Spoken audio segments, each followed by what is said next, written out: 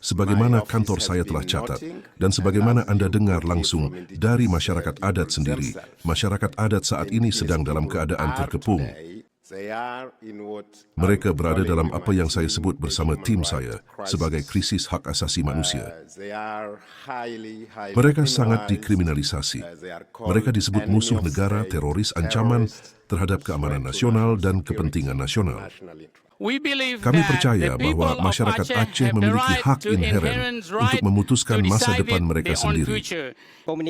Ketika komunitas kami berkumpul secara damai untuk membela hak-hak kami, pasukan keamanan Indonesia sering dikerahkan untuk membubarkan pertemuan kami, dan dalam beberapa kasus anggota komunitas kami mengalami kekerasan fisik tanpa alasan yang jelas. Nyonya Ketua, sebagai prinsip, keterlibatan negara harus didasarkan pada dialog kooperatif dan deklarasi itu sendiri, dan tidak boleh dalam hal apapun meluas ke pertanyaan tentang status politik bagian manapun dari wilayah suatu negara. Masyarakat adat menanggung biaya paling berat dari konflik yang tidak mereka pilih. Konflik yang berakar pada ketidakadilan sejarah kolonialisasi dan perampasan tanah dan wilayah masyarakat adat. Halo semuanya, selamat datang kembali di kanal YouTube Manuskrip Papua. Dalam sidang PBB yang membahas hak-hak masyarakat adat, pelapor khusus Perserikatan Bangsa-Bangsa tentang hak-hak masyarakat adat, Dr. Albert K. Barume, menyampaikan bahwa masyarakat adat di berbagai belahan dunia sedang menghadapi krisis hak asasi manusia. Menurut Dr. Barume, berdasarkan pemantauan kantornya serta kesaksian yang disampaikan langsung oleh para perwakilan masyarakat adat masih sering mengalami kriminalisasi. Mereka kerap dicap sebagai musuh negara, dilabeli sebagai teroris, serta dianggap sebagai ancaman terhadap keamanan nasional dan kepentingan nasional. Ia juga menegaskan bahwa di banyak wilayah, tanah-tanah adat berada di bawah tekanan akibat berbagai konflik dan kepentingan, termasuk kelompok bersenjata, penambangan ilegal, perdagangan narkoba, dan aktor lain yang mengancam keberlangsungan masyarakat adat. Dalam forum yang sama, pemerintah Indonesia menyampaikan komitmennya terhadap perlindungan masyarakat adat, pembangunan, dan dialog. Sementara itu, sejumlah perwakilan masyarakat adat menyampaikan pengalaman dan kekhawatiran yang berbeda mengenai perlindungan hak, ruang sipil, serta persoalan tanah adat. Perbedaan pandangan yang muncul dalam sidang tersebut memunculkan pertanyaan bagi publik. Apakah kebijakan dan komitmen yang disampaikan Indonesia di forum PBB telah sepenuhnya tercermin dalam kondisi di lapangan? Jika belum, langkah apa yang perlu dilakukan agar perlindungan hak-hak masyarakat adat benar-benar dapat dirasakan? Sampaikan pendapat Anda dengan tetap menghormati perbedaan pandangan dan berdasarkan informasi yang dapat dipertanggungjawabkan. Manuskrip Papua. Saya sekarang secara resmi membuka sidang pertama. Sesi ke-19 mekanisme ahli tentang hak-hak masyarakat adat. Saya sekarang memiliki kesempatan untuk menyambut Presiden Dewan Hak Asasi Manusia, Yang Mulia Duta Besar Sidharto Reza Suryodipuro. Yang Mulia Presiden, silakan berbicara.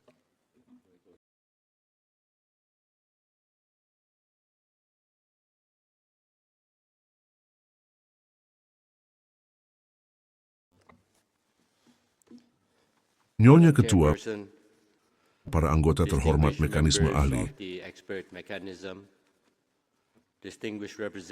para perwakilan terhormat masyarakat adat dan negara anggota, para hadirin sekalian, adalah suatu hak istimewa untuk membuka sesi ke-19 mekanisme ahli tentang hak-hak masyarakat adat atas nama Dewan Hak Asasi Manusia. Saya menyambut para anggotanya dan mengucapkan selamat kepada Saudari Dali Sambodoroh atas penunjukan kembali beliau dan kepada Saudara Gam Awungsi Shimrai atas penunjukan beliau mewakili Asia. Saya juga menyambut Saudara Albert K. Barume, pelapor khusus tentang hak-hak masyarakat adat, Saudari Aluki Kotier, Ketua Forum Permanen PBB tentang isu-isu masyarakat adat, dan Saudari Maren Etienne, anggota Dewan Pengawas Dana Sukarela untuk Masyarakat Adat. Saya menyambut hangat semua perwakilan masyarakat adat, termasuk 14 penerima manfaat dana sukarela. Saya berterima kasih kepada negara-negara yang mendukung partisipasi mereka dan mendorong kontribusi yang berkelanjutan agar suara masyarakat adat selalu hadir di ruangan ini. Izinkan saya menyampaikan sepatah kata pribadi. Saya berasal dari sebuah kepulauan yang terdiri dari 17.000 pulau dan lebih dari 700 bahasa yang masih hidup. Sebuah negara yang semboyannya Bhinneka Tunggal Ika mengajarkan bahwa persatuan bukanlah ketiadaan keragaman melainkan pencapaiannya.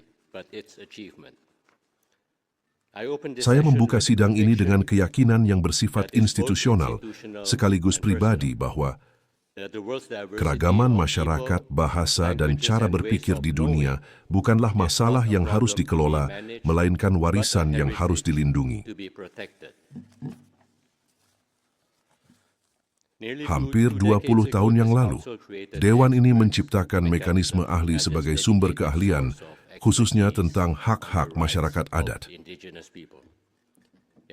Mekanisme ini telah menjadi sesuatu yang langka. Ini adalah ruang di mana negara-negara, masyarakat adat, lembaga hak asasi manusia, akademisi, dan badan-badan perserikatan bangsa-bangsa duduk bersama bukan untuk bernegosiasi, melainkan untuk mendengarkan, memberi nasihat, dan membangun. Dewan sangat menghargai pekerjaan ini, sebagaimana ditegaskan kembali dalam Resolusi 60/13, dan mengandalkan studi, nasihat, serta keterlibatan negara yang akan dibahas minggu ini. Para peserta yang terhormat, dua cakrawala memberikan bobot khusus pada sidang ini. Yang pertama adalah mendekatnya peringatan ke-20 tahun Deklarasi Perserikatan Bangsa-Bangsa tentang hak-hak masyarakat adat yang diadopsi pada tahun 2007 oleh mayoritas besar negara-negara. Kedudukannya tidak dipertanyakan,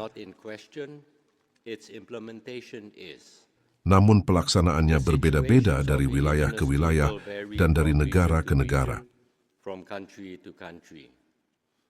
Saat kita menandai 20 tahun ini, saya mendorong semua delegasi untuk melakukan evaluasi secara jujur dengan memperhatikan kekhasan masing-masing. Apa yang telah berubah dalam undang-undang dan apa yang telah berubah di lapangan? Hal yang sangat terkait dengan ini adalah pertanyaan tentang peningkatan partisipasi masyarakat adat dalam pekerjaan perserikatan bangsa-bangsa. Masyarakat adat hadir pada saat penciptaan deklarasi sebagai penyusun, bukan sekadar sebagai subjek. Dialog yang sedang berlangsung tentang modalitas yang tepat untuk partisipasi mereka pantas mendapatkan itikad baik kita. Cakrawala kedua adalah bahasa. Kita berada pada tahun kelima dekade internasional bahasa-bahasa masyarakat adat dan banyak warisan linguistik dunia yang berisiko menjadi sunyi sepi dalam masa hidup kita. Bahasa bukan sekadar alat komunikasi. Ia adalah perpustakaan pengetahuan ekologi, tatanan hukum, dan cara melihat dunia.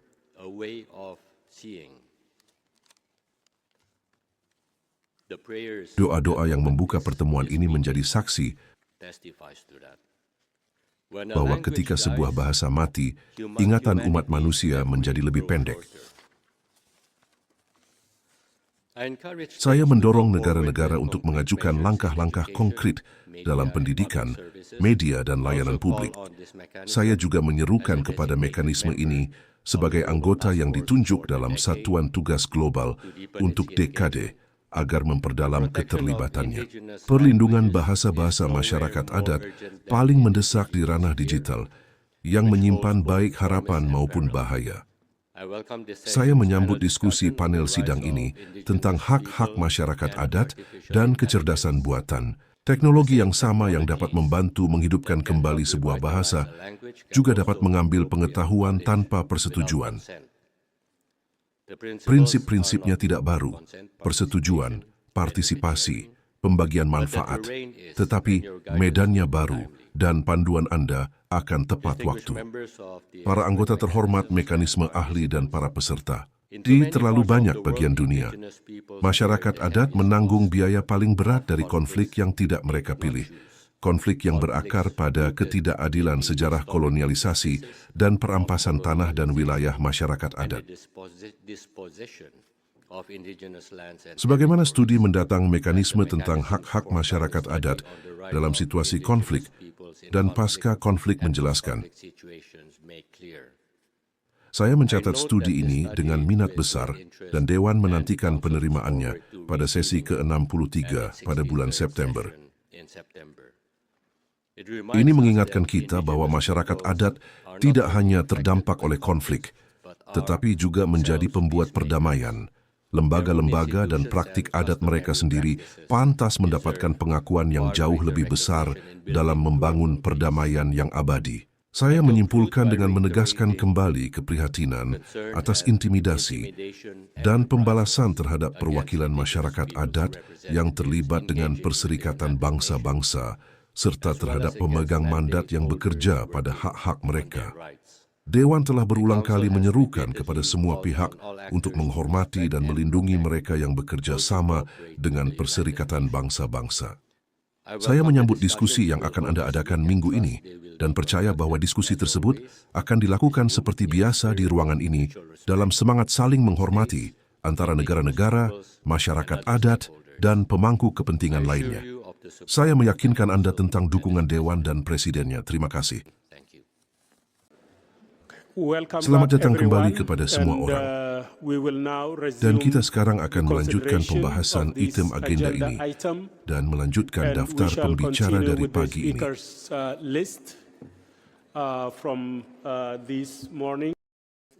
Sekarang saya berikan kesempatan berbicara kepada masyarakat adat Aceh Sumatra.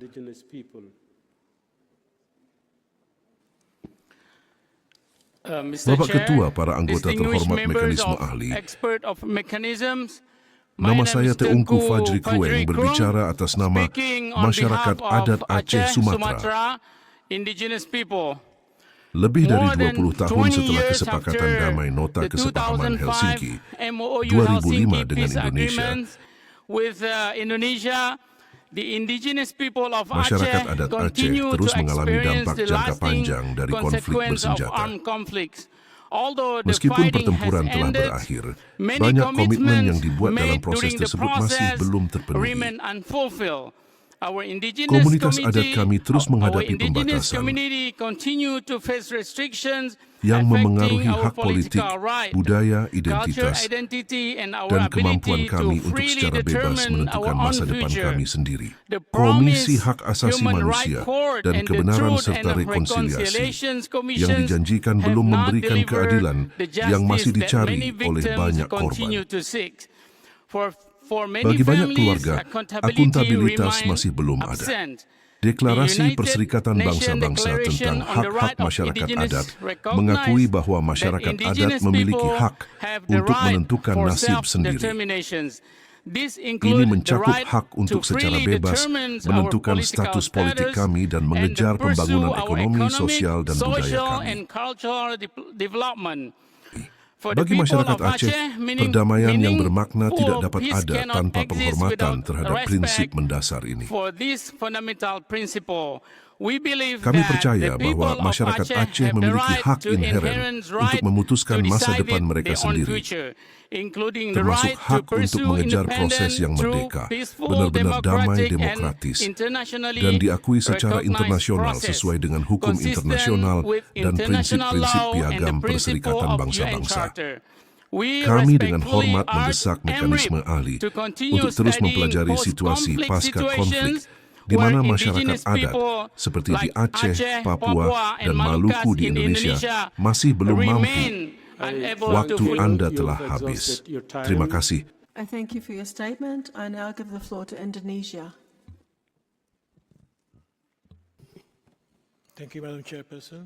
Indonesia mengucapkan terima kasih kepada mekanisme atas kesempatan keterlibatan negara ini dan menyambut refleksi Ketua bahwa keterlibatan negara yang paling efektif adalah yang didukung bersama oleh negara yang bersangkutan dan komunitas adat serta lokal melalui dialog berkelanjutan dan partisipasi yang bermakna. Inilah prinsip yang dianut Indonesia dalam upayanya memperkuat hak-hak komunitas hukum adat kami di dalam konstitusi kami. Pengalaman pasca konflik kami mencerminkan prinsip ini. Nota Kesepahaman Helsinki 2005 menyelesaikan puluhan tahun konflik melalui dialog damai yang didukung oleh Undang-Undang Pemerintahan Aceh yang memberikan otonomi khusus dan melindungi adat istiadat dan lembaga-lembaga. Di Papua, pembangunan tetap menjadi pusat rencana pembangunan jangka panjang nasional kami yang dilaksanakan di bawah kerangka otonomi khusus Papua. Ini mencakup transfer fiskal berkelanjutan, pendidikan, perluasan akses kesehatan, program perumahan, dan penguatan partisipasi masyarakat. Proyek-proyek strategis nasional di Papua mempercepat pembangunan ini dalam kerangka yang sama. Tantangan pelaksanaan masih ada pada pengamanan lingkungan dan konsultasi pemangku kepentingan. Tetapi kami sedang secara proaktif mengatasi isu-isu ini melalui berbagai kebijakan seperti partisipasi publik, metode partisipatif, dan penegakan perencanaan ruang serta penilaian dampak lingkungan. Pada saat yang sama, kekhawatiran keamanan yang terkait dengan kekerasan oleh kelompok bersenjata juga memengaruhi laju pembangunan. Pada tahun 2025 saja, Lembaga Hak Asasi Manusia Nasional mencatat 116 insiden kekerasan di Papua yang memengaruhi kehidupan warga sipil. Namun, kekhawatiran ini bukanlah dan tidak akan menjadi alasan untuk mengabaikan pembangunan di Papua. Kami tetap berkomitmen untuk melindungi rakyat kami. Nyonya Ketua, sebagai prinsip, keterlibatan negara harus didasarkan pada dialog kooperatif dan deklarasi itu sendiri dan tidak boleh dalam hal apapun meluas ke pertanyaan tentang status politik bagian manapun dari wilayah suatu negara. Ini jelas merupakan hal di luar mandat mekanisme dan yang menegaskan integritas wilayah negara-negara berdaulat. Kesiapan Indonesia untuk terlibat dengan mekanisme ini tetap teguh, didasarkan pada aspirasi kami untuk memperkuat hak-hak komunitas adat kami dalam kerangka tersebut. Kami tetap terbuka untuk dialog konstruktif yang berkelanjutan dengan mekanisme dan semua pemangku kepentingan yang hadir. Terima kasih. Masyarakat adat Aceh Sumatera dipersilahkan. Terima kasih Nyonya Ketua. Nama saya Teungku Azilul Nazir Natiro, mewakili masyarakat adat Aceh Sumatera. Saya datang ke pertemuan terhormat ini dengan itikat baik dan hormat. Ketika saya kembali ke rumah, saya berharap tidak menghadapi intimidasi karena terlibat dengan Perserikatan Bangsa-Bangsa. Saat ini masyarakat kami terus menghadapi pembatasan serius terhadap kemampuan kami untuk berorganisasi, berkumpul, dan memperjuangkan hak-hak kolektif kami. Ketika komunitas kami berkumpul secara damai untuk membela hak-hak kami, pasukan keamanan Indonesia sering dikerahkan untuk membubarkan pertemuan kami, dan dalam beberapa kasus anggota komunitas kami mengalami kekerasan fisik tanpa alasan yang jelas. Pada saat yang sama, sumber daya kami dieksploitasi, serta daerah-daerah lain dengan kegiatan yang berkembang yang merusak tanah dan lingkungan kami. Ketika kami menyampaikan keprihatinan ini, kami justru dicap sebagai provokator alih-alih didengar sebagai masyarakat adat yang membela hak-hak kami. Oleh karena itu kami dengan hormat menyerukan kepada mekanisme untuk menahan kerjasama yang merugikan masyarakat adat Aceh Sumatera. Kami menyerukan agar mekanisme memantau secara ketat situasi kami di komunitas dan memastikan kami dilindungi sesuai hukum. Kami berharap bahwa pekerjaan Perserikatan Bangsa-Bangsa dalam mekanisme ini untuk tahun 2026 dan 2027 akan mencakup inisiatif yang bermakna bagi masyarakat adat Aceh Sumatera dan memberikan dukungan yang lebih kuat agar kami dapat menjalankan hak-hak kami secara bebas, aman, dan tanpa rasa takut. Terima kasih. Dengan demikian ini mengakhiri daftar pembicara dan kami sekarang akan memberikan kesempatan berbicara kembali kepada panelis terhormat kami, Dr. Albert K. Barume, pelapor khusus. Terima kasih Nyonya Ketua. Saya dapat menyampaikan 3 catatan penutup. Yang pertama adalah sebagaimana kantor saya telah catat dan sebagaimana Anda dengar langsung dari masyarakat adat sendiri, masyarakat adat saat ini sedang dalam keadaan terkepung, jika boleh saya sebut demikian. Mereka berada dalam apa yang saya sebut bersama tim saya sebagai krisis hak asasi manusia. Mereka sangat dikriminalisasi. Mereka disebut musuh negara, teroris, ancaman terhadap keamanan nasional dan kepentingan nasional. Tanah mereka di berbagai wilayah diduduki oleh kelompok teroris, kelompok bersenjata, pedagang narkoba, pendatang, dan penambang ilegal. Ini adalah krisis yang belum pernah terjadi sebelumnya. Dan saya sangat senang bahwa masyarakat adat dapat menggambarkan dengan rinci bagaimana mereka mengalami krisis ini. Saya menyerukan kepada negara-negara dan perserikatan bangsa-bangsa untuk memperhatikan kerentanan dan situasi khusus yang dialami masyarakat adat. Poin kedua saya, karena alasan itu saya memutuskan untuk mendedikasikan laporan saya tentang hak reproduksi perempuan adat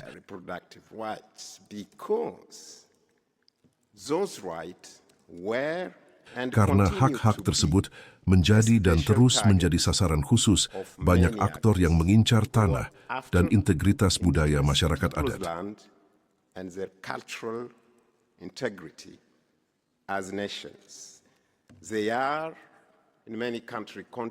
Di banyak negara, kebijakan kolonial yang berlanjut, polusi dan pencemaran lingkungan menyebabkan kerusakan luar biasa terhadap hak reproduksi perempuan adat.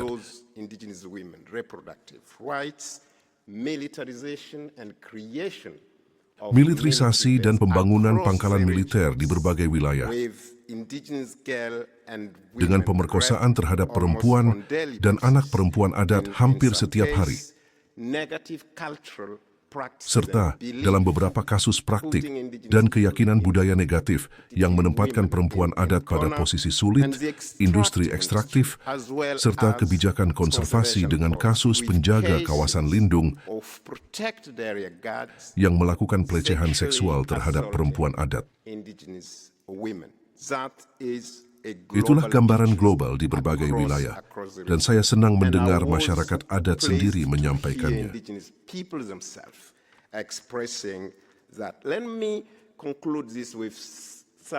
Izinkan saya menyimpulkan dengan catatan positif, dan saya ingin menyambut pencabutan izin penebangan kayu baru-baru ini oleh pemerintah Indonesia yang diberikan kepada perusahaan TPL, perusahaan yang telah disoroti oleh prosedur khusus sebagai merugikan masyarakat adat. Kami menyerukan kepada pemerintah Indonesia untuk mengembalikan tanah kepada masyarakat adat, alih-alih memberikannya lagi kepada perusahaan penebangan lain. Nyonya Ketua, izinkan saya tegaskan kembali.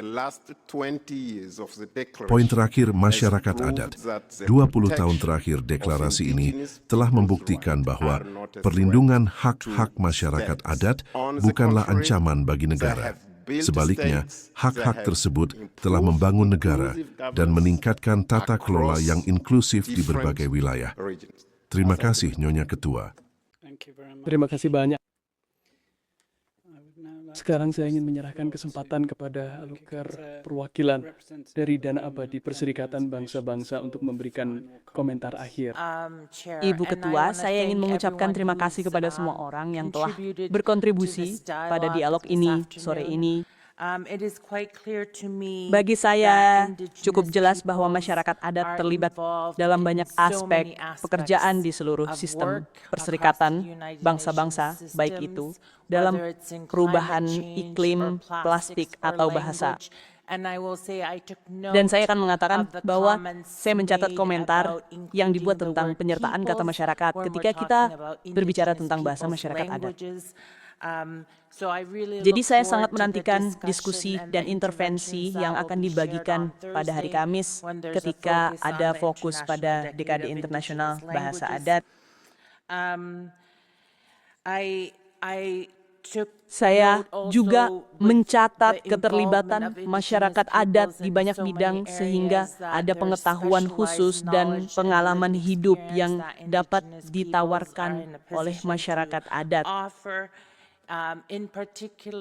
Secara khusus, saya mendengar kehadiran dan advokasi yang sangat kuat untuk keterlibatan penuh dan efektif perempuan adat.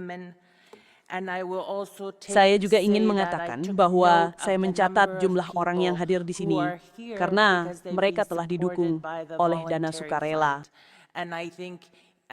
Saya pikir setiap kali saya mendengarnya itu menjadi bukti betapa pentingnya mekanisme ini didukung untuk memastikan masyarakat adat dapat berpartisipasi dalam diskusi ini.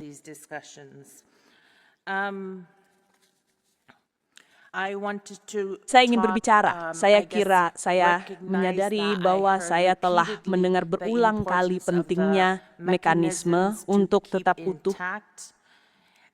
Dan saya rasa akan melanjutkan komentar dari penyerang khusus tentang krisis tersebut. Saya mendengarnya dengan jelas bahwa ada kekhawatiran besar tentang intimidasi, kekerasan, pembalasan. Ada juga saran, dan saya sangat menghargai beberapa saran yang sangat konkret, tetapi saya sangat menghargai saran bahwa dengan ketiga mekanisme tersebut penting untuk dikoordinasikan, tetapi juga perlu dilakukan dengan cepat dan tepat waktu dalam hal perlindungan. Baiklah. Dan saya rasa ada juga beberapa saran yang sangat konkret yang banyak dari kita dengar dan mungkin bisa kita tanggapi dengan cepat, misalnya termasuk membuat resolusi tentang hal-hal yang dapat didukung melalui dana sukarela. Saya juga ingin mengakhiri dengan sesuatu yang lebih positif, tetapi saya akan mengatakan bahwa saya benar-benar mendengar perubahan saat kita mempersiapkan peringatan 20 tahun UNRIP. Bahwa kita tidak lagi berupaya untuk mengakui hak-hak masyarakat adat, tetapi yang perlu kita fokuskan dan bersikap sangat proaktif adalah penerapannya. Dan kita tahu banyak dari kita terus berupaya untuk memastikan sebagai masyarakat adat, hak-hak kita dijunjung tinggi dan penerapan untuk melakukan itu adalah kuncinya. Saya mendengar beberapa hal positif karena masyarakat adat sangat berbasis kekuatan, dan saya rasa itu sangat penting. Terkadang mudah untuk sampai pada titik di mana kita melihat kekurangan dan hal-hal yang perlu terus kita upayakan. Namun, saya ingin mengingatkan kita semua, dan saya mendengarnya di seluruh ruangan ini, bahwa kita dapat mengambil pendekatan yang sangat berbasis kekuatan dan merayakan semua cara di mana masyarakat adat dapat berkontribusi secara positif. Dan faktanya, masyarakat adat bersemangat dan ingin membangun perdamaian. Mereka ingin merayakan kehidupan. Dan saya rasa saya akan mengakhiri dengan melihat ke depan dan komentar yang dibuat bahwa anak-anak adalah sumber daya kita yang paling penting, karena tentu saja kita ingin memastikan anak-anak kita memiliki masa depan yang lebih baik daripada yang kita miliki saat ini. Dan saya mendengar seorang anak kecil sebelumnya dan saya berpikir, wow, sungguh pengingat yang bagus tentang mengapa kita melakukan pekerjaan yang kita lakukan. Terima kasih semuanya. And that's our story for today. Stay with us for the next chapter. This is Manuscript Papua.